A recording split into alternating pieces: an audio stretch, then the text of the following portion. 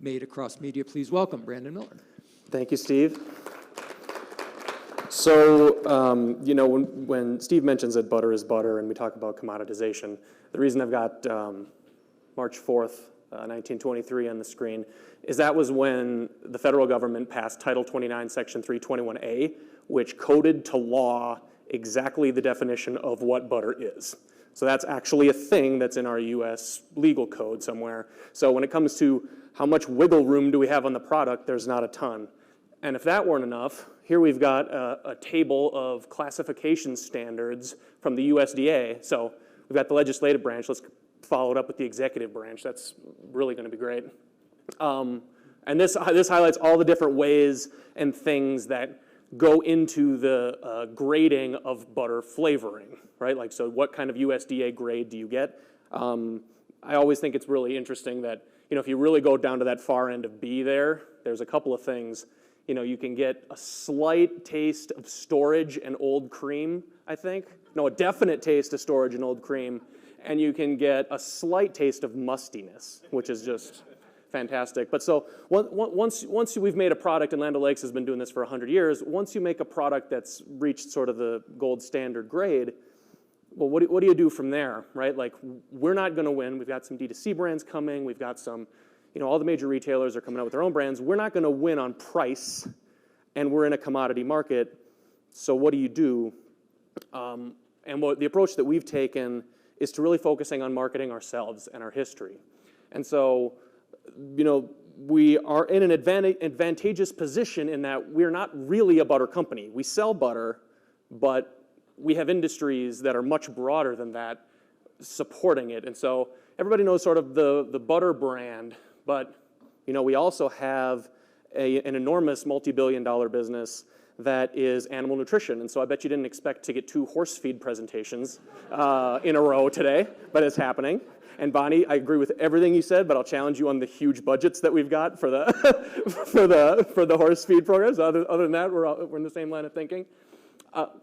And then we've got, and it's actually interesting, within the animal nutrition business, we've actually got like an exotic animal feed, so like aardvark feed and rhinoceros feed and that kind of stuff. We got all that kind of stuff like in there. Oh yeah, awesome. And then, coupled onto that, a number of years ago, we acquired a company called Winfield United.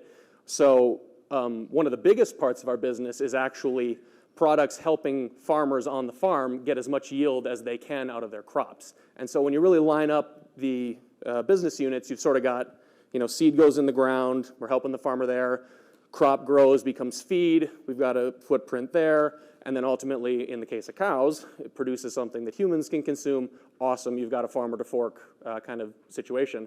And all of this, you've got a layer of technology on top of it where, as Bonnie mentioned, tons of research goes into this, tons of technology goes into the agricultural arena, and we've got all of that kind of stuff going on. And so one of the big things we want to do in order to differentiate ourselves is tell people about it, because most people don't really know that. They think of us as a butter company. On top of all of that, probably the biggest point that I'd love everybody to take away from Land O'Lakes is that we're a farmer-owned cooperative. And so we've been doing the cooperative thing since 1921, since before it was cool. And that's sort of something that you can't really fake. And so it's really something that we're leaning into. And so there's a little video here just that'll kind of show a little bit about how we're thinking about our cooperative.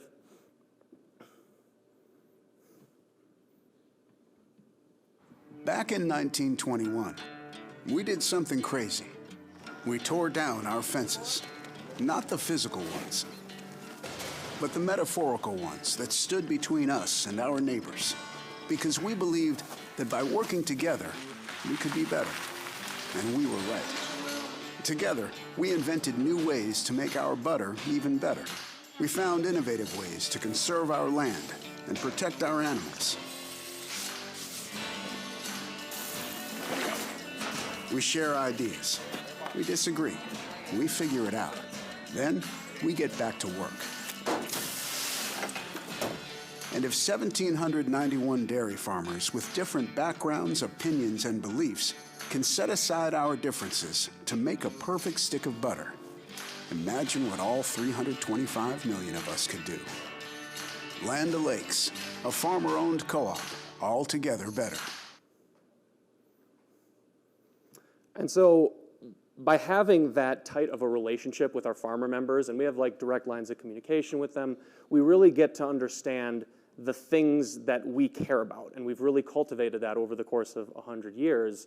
And so I think what I'm going to do now for the time we've got left is I'm going to walk through a few case studies of, okay, these are some things that we care about in the agricultural community and what we've done to turn that into a differentiation point for us in what amounts to a commoditized market. So the first thing we care about, these are 3 of our farmer members, and it surprises some people to learn that 1 out of every 3 farms in America is led by a woman. And just about all of the rest have women in like really, really key roles, usually the finances of the farm. But that was something we found, hey, nobody knew that. So we wanted to in terms of like, let's put a campaign together, let's do something quick.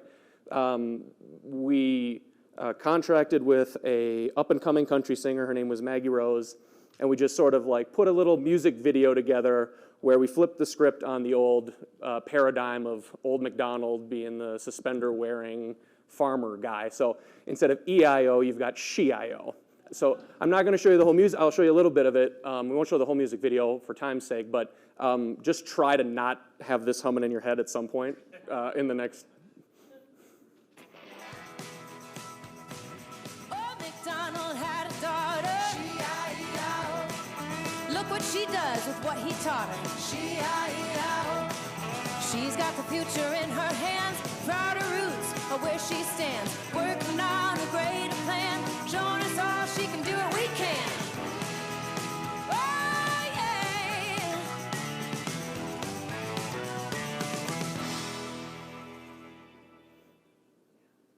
So super fun campaign, and the media, this is a Mediapost crowd. The media extensions, a lot of them write themselves. There's some Vivo, there's a little bit of streaming audio, those kinds of things. And very well received. Like, people responded overwhelmingly favorably to it. Switching gears to another, I love that picture. Switching gears to the animal nutrition business, as I think Bonnie will probably agree, one of the things we've really come to care about and understand that our farmers care about is their animals, right? And in a lot of ways, particularly when it comes to horses, they treat those animals like members of their family, right? And so we were thinking, we had ran into a lot of the same, and we still do, run into a lot of the same, third-party data isn't great for horse ownership. I get a lot of recommendations for, hey, let's do lookalike modeling for horse ownership. And I'm like, I don't care if you look like a horse owner. You own a horse or you don't. That's it. It's not a whole lot more complicated than that. But so we were thinking, okay, well, what could we do to maybe figure out who some of the past and present and potentially future horse owners were? And so we came up with this Find Your Old Friend campaign idea.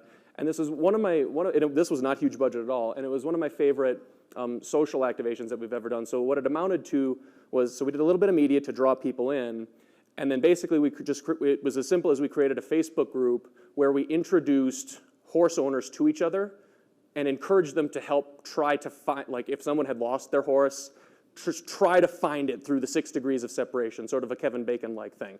How can I get to my horse ownership? And the beautiful thing about this, we funded it for 2 months where we did some seeding media. It has carried on in our absence. And they've sort of, this I think was like 4 hours ago, somebody posted a few pictures of this was a horse that they, had at one point in time. She doesn't know where it is now. They had to sell the farm. Then people comment, and even if they can't find it immediately, it's still a community that says, hey, we're rooting for you. Good luck finding it. Please, let us know. Let us report back if you find it. And, at the end of the day, we have made quite a number of reunions between previous owner and current horse. And we've actually been able to turn some of that into more ad content. So we don't have to create a ton of videos. We just, went rough and dirty and filmed a few videos showing what happens in that moment. And I think this is an example of some of the content that we made coming out of this social, this social activation. I think that this is Dusty.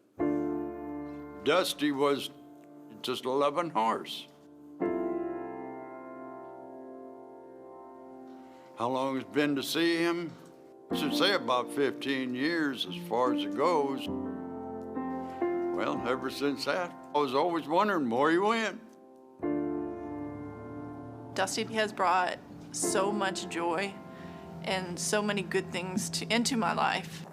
Somebody had mentioned the Purina Find Your Friend group, and I got to thinking that if he meant that much to me, that Dusty's old owner probably had the same connection.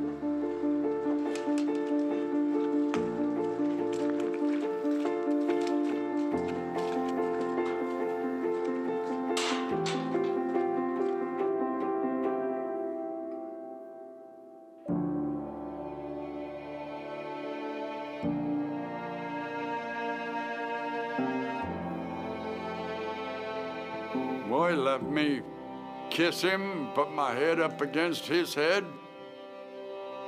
I think he remembered me, I really do. Wish I had him back. It made tears go in my eyes.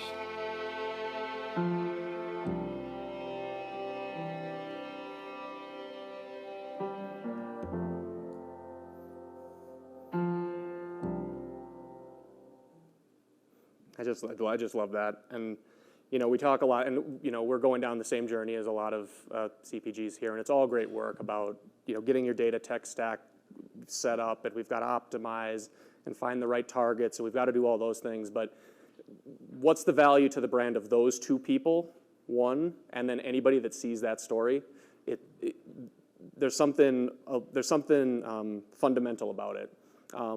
And again, that wasn't wasn't free, but it wasn't a horribly expensive campaign to put together. So I think there's definitely still room for emotion as we're doing this targeting stuff. So hard pivot. We can let's go from the depressing topic of reintroducing. Let's get even more depressing about where are we going to find enough food to feed 9 billion people? So depending on who you ask, somewhere between 2030 and 2050. We're going to have 9 billion people on this planet, and we're not exactly sure how we're going to feed them all. If you took a pin and put it in agriculture today, as it exactly exists today, with the organic stuff going on, some urban farming trends, and then all of the sort of industrial farming that's going on, you'd still need about 2 million-ish square acres to feed the rest of those people. Which, for a little bit of context, the United States is a little under 4 million square acres, so about half of the U.S., kind of, in terms of landmass. Not super practical. A big part of what we've been doing at Land O'Lakes, again, this is all getting back to how we sell butter, we're trying to tackle this problem as well, because we know one of the biggest part of the reasons why there's not enough food even currently to feed people, it's not a production issue, it's a supply chain and logistics issue generally. And so we spend a lot of time thinking about how can we help in that arena. And a place, so this was an activation, so we're in a unique position to lead. And one of the places as a marketing team, I think I threw this in here. Yeah, I did.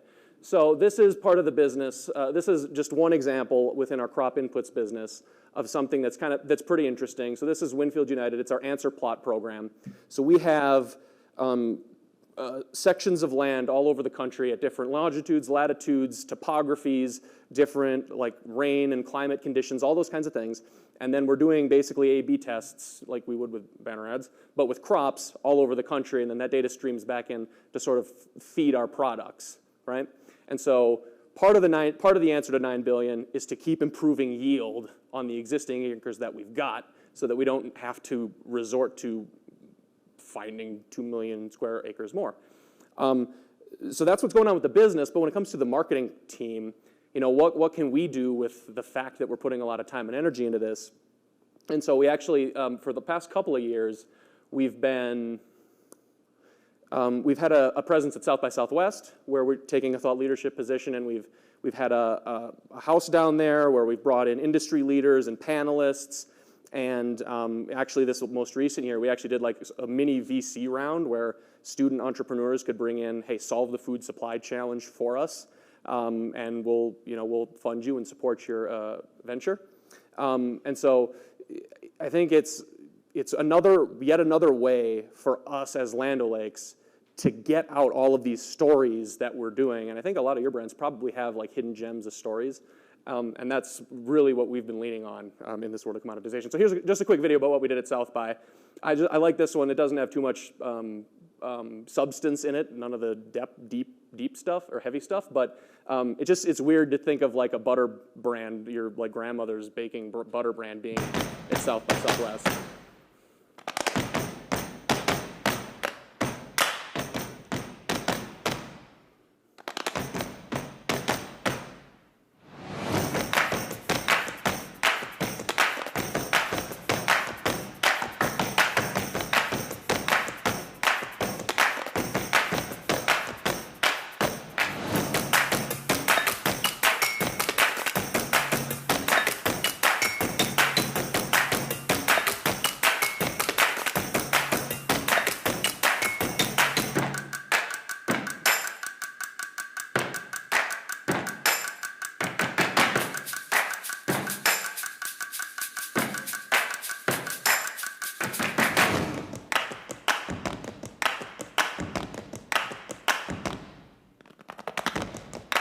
The Instagram thing, you got to have a ball pit or something for Instagrammableness. And so that was a big tentpole event where we brought forward like, okay, this is how we're tackling the food supply chain, and we do a lot of stuff. Like so, as I'm sure you're all well aware, all of most of the media companies today have a content studio. So we've done a lot of those kinds of things too, where we bring our PhDs and our experts and some of our researchers to work with them. And the reason I shared this example was because, obviously this is the only time I'm going to talk about metrics. With this particular example, we made some interactive articles that leaned heavily on a lot of the work we'd been doing on the supply chain stuff. And this was one of those pre-post survey deals. And our rating as a forward-thinking brand went from under 40% to over 90%. And I think, again, we all know that there's limitations to some of these studies, but I think the big thing that we took away was that was the biggest jump I had ever seen, and we had to go back and like ask them, hey, did you mess this up, the methodology? It turns out they didn't, and we think that the reason that we could achieve results like that had to do with the fact that we were authentically bringing forward the things that we know about, and so that's why we think that was a big deal. Now, okay, so dear Media Metrics, allow me to introduce you to reality. So as we sort of wrap this up, obviously, as we're doing media programs, as we're buying any kind of marketing programs, we have a lot of our metrics, but in true farmer fashion, there are a lot of things going on that are outside of our control and our farmers' control. And so, so I put a few of these up here, but just to give you a sense of the landscape today. So 3 weeks ago, I mean, as everyone's certainly aware, whatever your position is on it, farmers are being played in the middle of a game right now, and China, our biggest buyer of soybeans, is not taking any of them. That's not good for any of our farmers in the short run.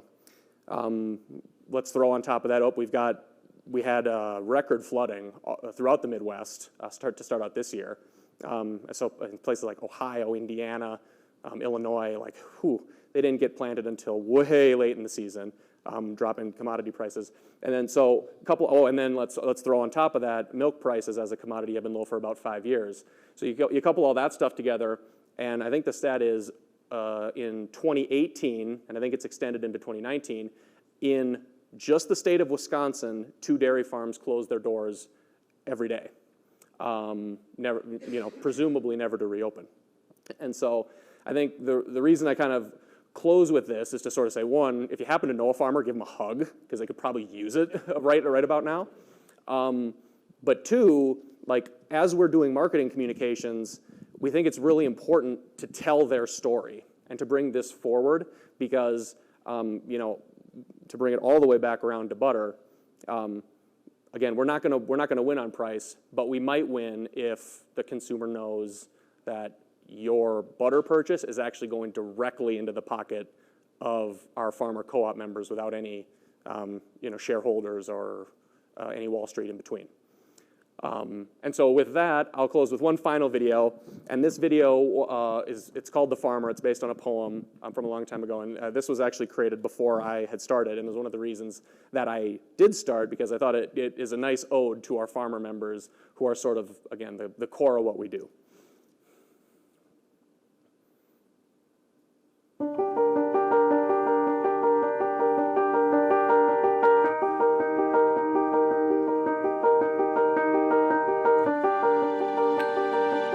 The king may rule over land and sea. The lord may live right royally. The soldier ride in pomp and pride. The sailor roam over ocean wide. But this or that, whatever befall, the farmer, he must feed them all.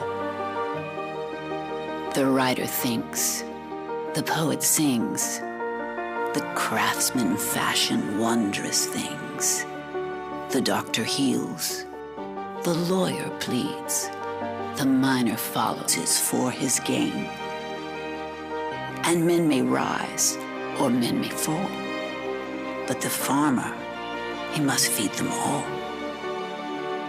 God bless the man who sows the wheat, who finds us milk and fruit and meat. May his purse be heavy, his heart be light, his cattle and corn and all go right. God bless the seeds his hands let fall. For the farmer, he must feed us all.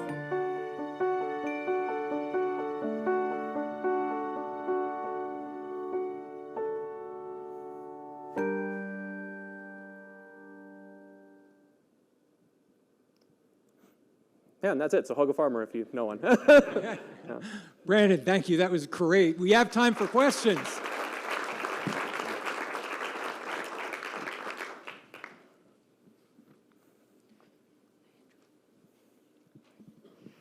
Good morning. Hi, Andrew from Cicerone. Hey, Brandon. Hi. We're local. We are both from the Land O'Lakes.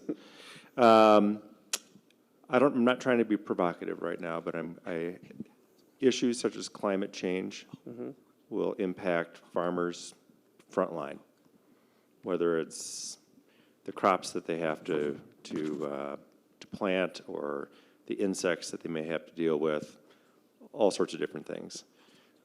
You brought it up in your last slides, Chinese tariffs and all this. Do you find that you as a brand are being brought into political discussions? Because as you know, rural America tends to vote red. And so oftentimes you could look at that on sort of a factual level, and of course we can always argue facts, but because I guess now there are alternative facts. Oftentimes they're not voting in their best interests. And so do you find that Land O'Lakes gets pulled in, even from a marketing perspective, into a political discussions simply because you need to lead your cooperatives and to try and have a point of view to say climate change is real, or the way we're handling trade agreements is not in our best interests, whether you want to or not? So I might even flip that a little bit and say, like, the way that we would be addressing some of those challenges is more through the products and the way we're trying to go to market. So there are some, and I can't really get too deep into it now, but like, we all know that, so when it comes to climate change, the biggest thing that we probably could affect is the methane. There's methane that comes from animal cow farts, is the language that gets thrown around.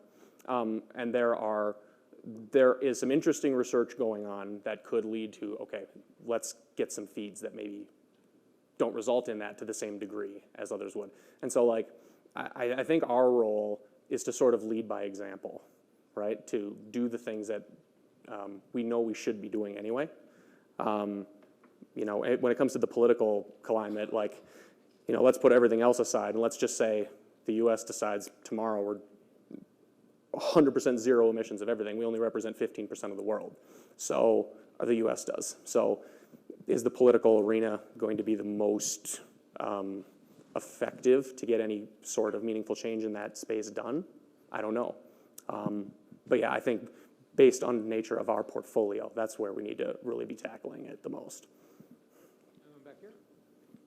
Question. Hey, Brandon, Adam with AdWallet. So wonderful presentation. I'm curious, my question is actually for the room. When you started, you really led us through a journey of Butter's Butter, whatever, Land O'Lakes, and there's 4 other brands, and one maybe a penny less than the other at the grocery store today. Did any of us in the room, myself, certainly I would put in this category, had no idea of the stories that you would just tell us over the, those 4 or 5 minutes of video, that before we saw those videos would have definitely put Land O'Lakes right into like, it's a CPG brand, pick one, whatever, Butter's Butter. After seeing those, to Bonnie's point earlier, those emotional, very, very powerful videos that were beautifully done and totally strategic, how do we all feel about Land O'Lakes now when we go into the grocery store and looking at Land O'Lakes and 5 other butter brands, frankly, next to it that are all relatively the same price? I would wager to say I've been totally moved. I will now look at Land O'Lakes very, very differently. And so my question is, as a CPG brand, technically, those things are suddenly what moved you from the commodity moment to, moved it from an emotional decision, from a commodity decision to an emotional decision. And does your marketing dollar reflect the ability to lean into those stories? Are you putting sort of a majority of your marketing dollar into those stories because once you have someone at that, the price fluctuations and why they decide Land O'Lakes over a million other butter brands change dramatically? Yeah, so ideally, of course, we'd have an extra 0 or 2 on the end of our marketing budgets, and then everybody would know these stories. Sure. As a cooperative, our first responsibility is to the farmer, right? And so given the climate, like that we talked about a little bit, not climate, but just the general situation in agriculture currently, we're not at a place where we could reasonably justify putting that kind of capital that it would need to like really blow this out. But we're very encouraged by, we're on a lot of the similar journey with personalization and all that kind of thing. And we think as, technology makes reaching right person, right place, right time, all that more and more efficient, you're trying to do it yourself. Yeah. There will be an opportunity, probably a better opportunity for us to get those in front of the people that it can be meaningful for, rather than just, I don't mean just, but rather than we're not going to have the upper eight-figure budgets. It's just not going to be a reality. So finding ways to do that is a huge priority. Brandon's going to be leading the table on this very question at the end of the morning. Brandon, that was fantastic. Thank you very much.